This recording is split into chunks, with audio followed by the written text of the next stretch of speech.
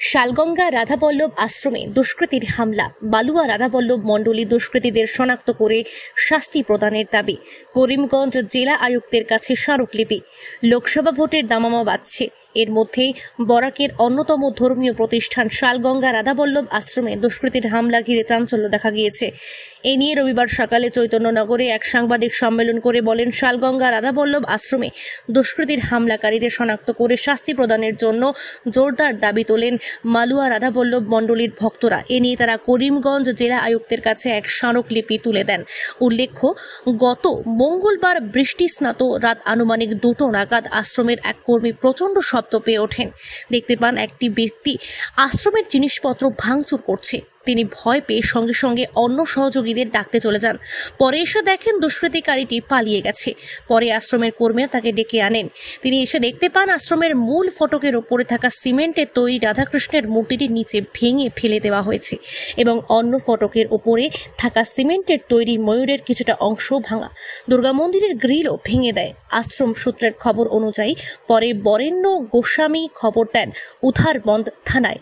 খবর পেয়ে উধারবন্দ থানার ওসি দলবল নিয়ে ছুটে এসে তদন্ত শুরু করেন, কিন্তু এখনো পর্যন্ত কোনো দুষ্কৃতীদের খোঁজে বের করতে পারেননি। এর জন্য তারা ক্ষোভ প্রকাশ করেন। তারা আসামের মুখ্যমন্ত্রী হেমন্ত বিশ্ব শর্মার দৃষ্টি আকর্ষণ করেন। এদিন সাংবাদিক সম্মেলন উপস্থিত ছিলেন বিভাস ধার, সমরজিৎ ধর, বিপ্লব দে, সাথী ধর, অপু দাস, অসীম দে, সুবোধ দে সহ অন্যান্যরা। পরে এদিন শালগঙ্গা রাধাবল্লভ আশ্রমের পক্ষ থেকে কিছু মানুষের মধ্যে বস্ত্র বিতরণ করা হয়। ব্যুরো রিপোর্ট, নিউজ অবিকল।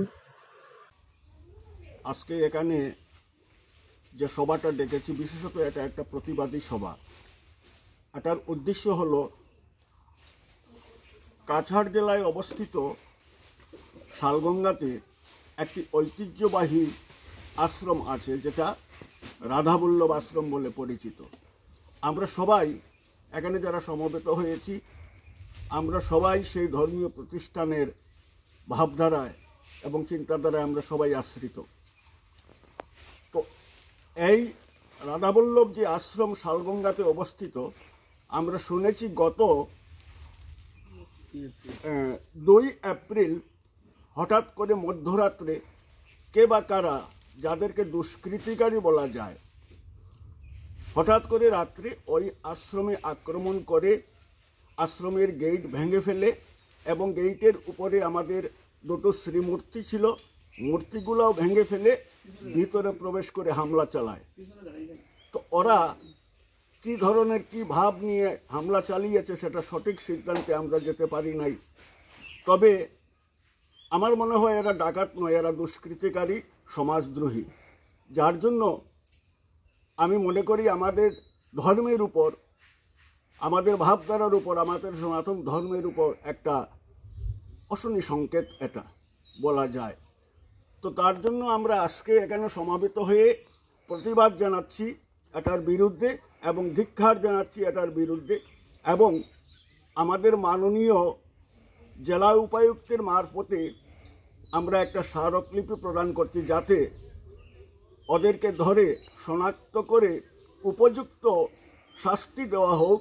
এটাই আজকে আমাদের এই প্রতিবাদী সভার মুখ্য উদ্দেশ্য। এটাই মুখ্যমন্ত্রীর কাছে, মাননীয় মুখ্যমন্ত্রীর কাছে দাবি জানাবো যে এরা যারা এটা করেছে তাদের উপযুক্ত শাস্তি হোক, তাদেরকে শনাক্ত করা হোক।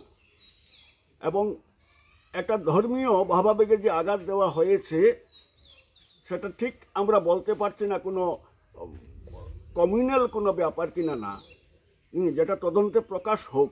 এটাই আমাদের মাননীয় মুখ্যমন্ত্রীর কাছে আমাদের আবেদন। ঠিক আছে, ধন্যবাদ।